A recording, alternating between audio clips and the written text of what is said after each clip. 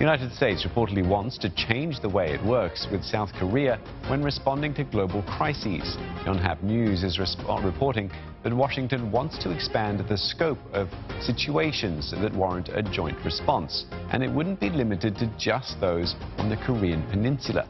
If the changes go ahead, Washington would be able to ask Seoul to deploy troops in places like the Middle East and the South China Sea. South Korea has reportedly voiced opposition to the idea. Now, for an expert's take on this, we're joined by Dr. June Park. She's a political economist based in Seoul. Dr. Park, what consequences would the revision have on South Korea? The very key issue here is that if ever these U.S. demands are met, then the U.S. would be able to ask South Korea to send troops to any other areas of conflict where the U.S. is involved, not just surrounding the Korean Peninsula, but and the Indo-Pacific theater, but also in the Middle East and also in Europe. And that's creating a lot of controversy in terms of the South Korean public opinion. So, Dr. Park, why is the U.S. reportedly pushing for such a change then?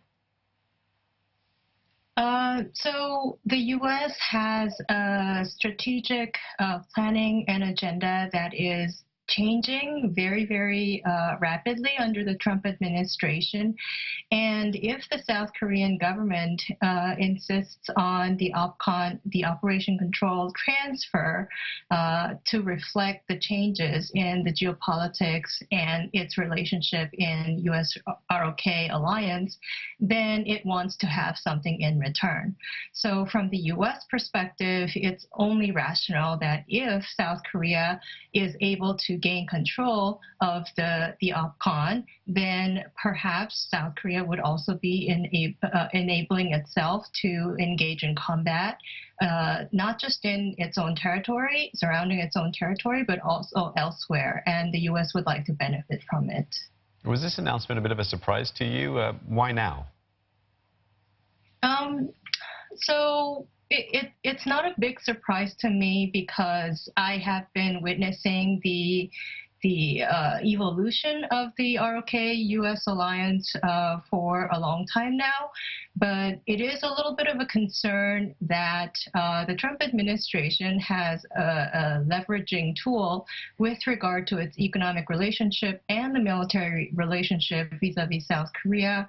And the special measures agreement negotiations are more catered toward the U.S. demanding South Korea to increase its contribution in military cost-sharing efforts by fivefold compared to last year.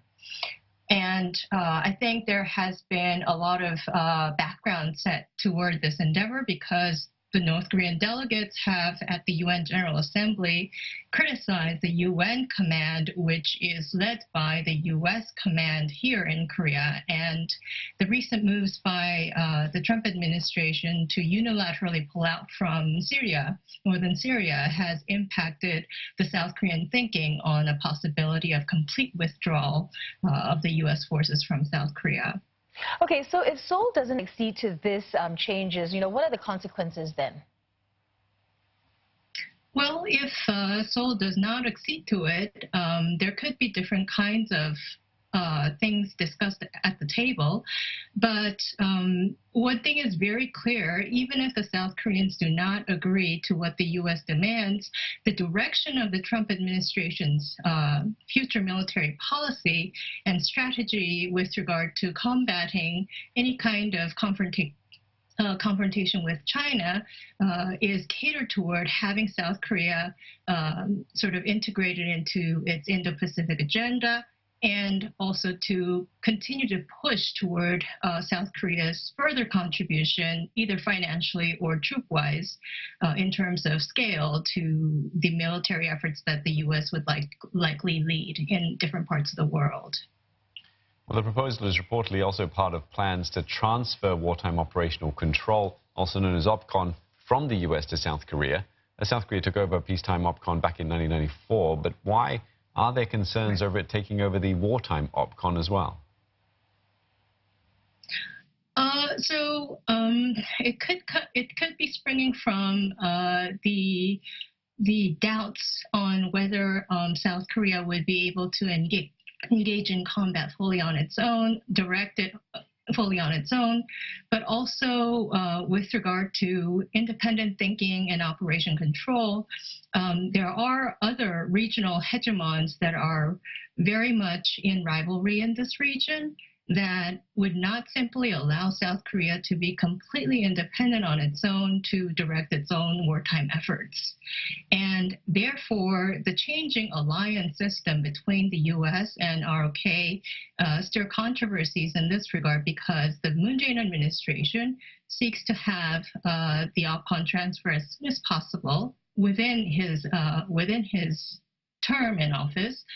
But there are different kinds of thinking going around, not just in the public arena, but also by the American side. So this is going to be a very hard fight. All right, well, many thanks for your thoughts this evening.